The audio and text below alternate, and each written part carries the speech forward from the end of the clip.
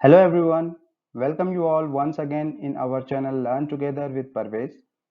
Today we are going to learn cell referencing, which is very important before learning any function in Excel. I request you to guys, please subscribe this channel to get latest updates and videos.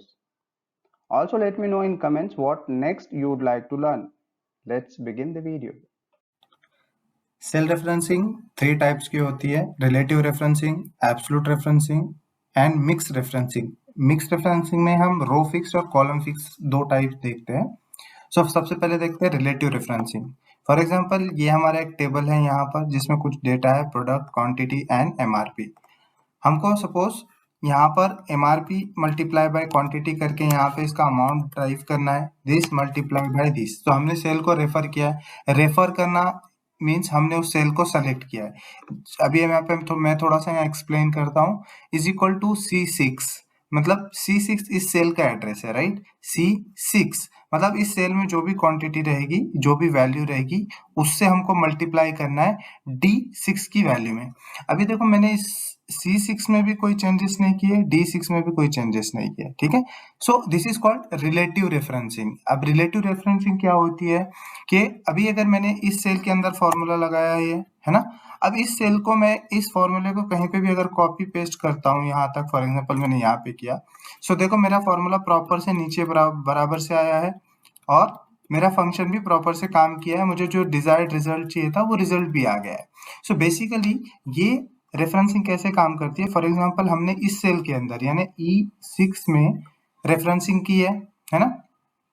तो यहाँ पे हमने refer किया है। सो यहाँ हमने कैसे refer किया है, बेसिकली रिलेटिव रेफरेंसिंग में वो डिस्टेंस कैलकुलेट करता है रो एंड कॉलम का।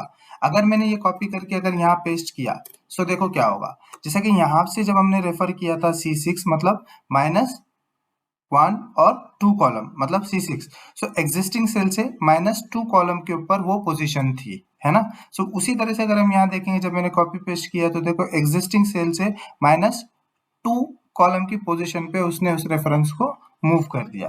सिमिलरली यहाँ पे जब हमने किया था D6 -1 column from the existing cell, जहां पर फॉर्मूला लगाया है, उसी तरह यहाँ पे भी देखेंगे तो -1 कॉलम पे ये मूव हो गया है। थर्ड चीज ये थी कि ये सेम रो के अंदर था, इसीलिए उसने भी अपना रो का रेफरेंस जो है वो सेम रखा है 6। अगर ये रो यहाँ नीचे होती, फॉर एग्जांपल अगर हमने यहाँ पे मल्टीप्लाई किया होता, है ना, अभी रो नीचे है, कॉलम ये -2 पे है और ये -3 पे है। अब वैसे ही अगर हम यहाँ लगाते हैं तो देखते हैं, यहाँ पे देखो ये ऊपर गया, ये उसके नीचे वाले रो में आया, ये -2 पे और ये -3 पे, है ना। सो बेसिकली रिलेटिव रेफरेंसिंग में वो रोज एंड कॉलम्स का डिस्टेंस देखता है और उस हिसाब से फॉर्मूले को मूव करता है, ठीक है। इसमें हमने कोई भी चेंजेस नहीं किए। सिमिलरली हम देखते हैं एब्सोल्यूट रेफरेंसिंग। एब्सोल्यूट रेफरेंसिंग में क्या होता है, समटाइम्स हमको रिक्वायरमेंट होती है, फॉर एग्जांपल यहाँ पे हम देखते हैं कि यहाँ पे हमको डिस्काउंट का कैलकुलेट करना है 5%। सो जो भी अमाउंट आएगी सब पे 5% का डिस्काउंट ये करना है, ठीक है। तो हमने बोला दिस मल्टीप्लाई दिस, जो हमारी रिलेटिव रेफरेंसिंग था, हमने उससे ये ड्राइव कर लिया, है ना। अब हमने ये फॉर्मूला देना है ये 5% से, हम मैनुअल भी डाल सकते हैं ऐसे 5%, बट हम यहाँ रेफरेंसिंग सीख रहे हैं, इसके लिए हम क्या करेंगे, क्योंकि ये 5% कल जाके यहाँ 10% हो गया तो ऑटोमेटिकली फंक्शन काम करना चाहिए, राइट। तो अब यहाँ पे हम क्या करेंगे, ये मल्टीप्लाई बाय ये, अभी ये रिलेटिव रेफरेंसिंग है, राइट। सो अब हमें क्या करना है, जब ये कॉपी करके हम नीचे पेस्ट करेंगे यहाँ पे, तो ये वाला सेल मूव नहीं होना चाहिए, ना उसका रो चेंज होना चाहिए ना कॉलम चेंज होना चाहिए, मतलब ये पर्टिकुलर सेल ये F3 ही रहना चाहिए। तो इसको हम कहते हैं एब्सोल्यूट रेफरेंसिंग। तो हम क्या करेंगे, F4 प्रेस करेंगे, दोनों डॉलर साइन यहाँ पे ऐड हो जाएंगे, F से पहले भी ऐड हो जाएगा, F मीन्स कॉलम, 3 क्या है, रो नंबर है, इस रो के अंदर है 3, तो 3 को भी हमने फ्रीज कर लिया। तो देखो ये हमारी रिलेटिव रेफरेंसिंग है, इसमें हमने कोई चेंज नहीं किया। जब इसको कॉपी पेस्ट नीचे करेंगे तो ये E6 का क्या हो जाएगा, E7 हो जाएगा, वो -1 कॉलम देखेगा एग्जिस्टिंग रो में, फिर यहाँ पे इसको करेंगे तो -1 कॉलम एग्जिस्टिंग रो में। इसी तरह एब्सोल्यूट रेफरेंसिंग में क्या होगा, ये हमने जब दोनों साइड से फ्रीज किया है तो ये इसका मूवमेंट नहीं होगा, है ना। सो हमने कॉपी किया और नीचे तक पेस्ट कर लिया, है ना। तो देखो अभी हम एडिट करके देखते हैं फंक्शन को, तो कोई मूवमेंट नहीं हुआ, ऊपर का सेल हमारा फ्रीज हो गया।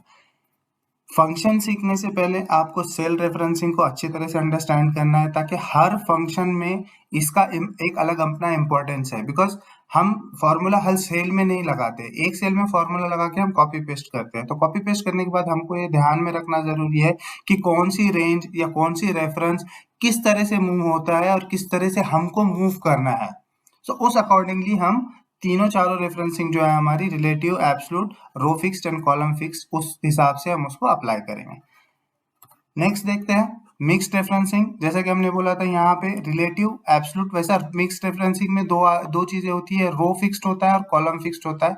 सिंपल हम पहले ये कर लेते हैं, quantity multiply by this MRP. So ये हमारा क्या होगा, दोनों भी रिलेटिव रेफरेंसिंग है, हमको उसी तरह से नीचे भी आउटपुट चाहिए, इसलिए हमने उसमें कोई चेंजेस नहीं किए।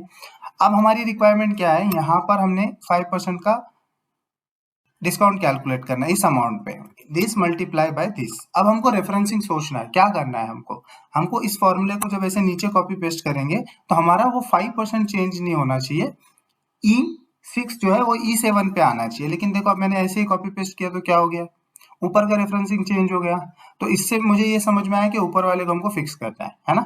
सो हमने क्या किया, यहाँ जाके इसको पहले सेलेक्ट किया, F4 प्रेस किया, पूरी तरह से फ्रीज कर दिया, अभी एब्सोल्यूट रेफरेंसिंग कर ली है ना। फिर इसको कॉपी पेस्ट कर लिया नीचे तक। तो देखो यहाँ पर मेरा फंक्शन काम कर रहा है बराबर से। सो भाई मेरा तो काम हो गया। लेकिन अगर यही फंक्शन को मैंने यहाँ कॉपी पेस्ट किया तो मेरा फंक्शन ने काम सही से किया क्या, नहीं किया। क्या हो गया, ये वाला सेल जो एग्जिस्टिंग में -1 कॉलम पे था वो यहाँ पे भी चेंज होके -1 पे आ गया, और मेरा ये वाला जो रेफरेंस था वो भी मूव नहीं हुआ। सो उसका मुझे यहाँ होना चाहिए था। सो बेसिकली क्या, हमको थोड़ा सा यहाँ पे ब्रेनस्टॉर्म करना पड़ेगा कि ये वाला सेल मतलब ई वाला जो कॉलम है वो मेरा मूव नहीं होना चाहिए। नीचे पेस्ट करूंगा तो E7 होना चाहिए, लेकिन राइट में पेस्ट करूंगा तो E6 ही होना चाहिए। तो इसके लिए हम यहाँ पे E को फ्रीज करते हैं, जिसको हम बोलते हैं कॉलम फिक्स्ड रेफरेंसिंग। तो हमने क्या किया, E को फ्रीज किया, E क्या है, कॉलम है ना।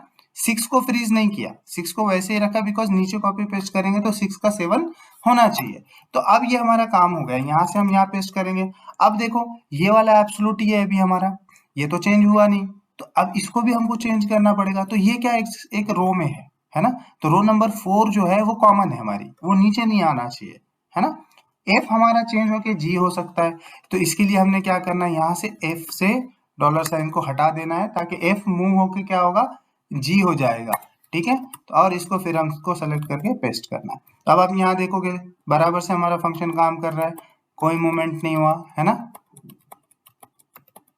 करेक्ट है। तो इस तरह से सेल रेफरेंसिंग काम करती है, विच इज वेरी इंपॉर्टेंट। आप थोड़ा सा इसको प्रैक्टिस कीजिए, इस तरह से एक छोटा सा डेटा प्रिपेयर कीजिए और इस तरह से उसको रेफरेंसिंग ऐड करके आपको अंडरस्टैंड करना है हमने क्या किया। एक बार वापस से मैं एक्सप्लेन करता हूँ। यहाँ पे इस जगह पे हमारी रिक्वायरमेंट जो थी, सबसे पहले हमने क्या किया, हमको करना ये था कि इसका ये डिस्काउंट कैलकुलेट करना था सबसे पहले। फिर हमने बोला कि 5% इधर कॉपी करेंगे तो 10% होना चाहिए, नीचे कॉपी करेंगे तो ऊपर का 5% मूव नहीं होना चाहिए। तो जब ऊपर से नीचे नहीं आना है तो हमने क्या किया, सबसे पहले इसको फ्रीज कर लिया। तो हमारा काम हो गया, क्योंकि हमने नीचे तक यहाँ पेस्ट करेंगे तो हमारा काम हो गया, ऐसे ही काम कर रहा है। लेकिन हमको राइट में भी करना है, जब राइट में पेस्ट करोगे तो हमारा काम सही से नहीं हो रहा है ना। ई कॉलम मूव हो रहा है एफ में, और ऊपर का पूरा एब्सोल्यूट रेफरेंसिंग किया है। फिर हमने थोड़ा सा ये किया कि ये ई जो है, ये कॉलम जो है ये मूव नहीं होना चाहिए, तो हमने यहाँ पे $साइन को लगा लिया। और यहाँ पे क्या था, ये कॉलम से जी कॉलम में आने वाला है, एफ से जी में, तो एफ को फ्रीज नहीं करना पड़ेगा हमको, उसको रिलीज कर दिया हमने। और $4 जो ये जो 4 रो नंबर थी उसको हमने फ्रीज कर दिया, ताकि हमारा काम सही से हो सके। सो अभी अगर हम देखेंगे चेक करके, तो now our formula is working fine, है ना। सो गाइस प्रैक्टिस कीजिए, बहुत इंपॉर्टेंट है रेफरेंसिंग पार्ट, और प्रैक्टिस करोगे तो आपको अच्छी तरह से समझ में आएगी, और काफी सारे फंक्शंस में हम इसको सही तरीकों से यूज कर पाएंगे और हमारा काम आसान होगा। Okay guys, thank you.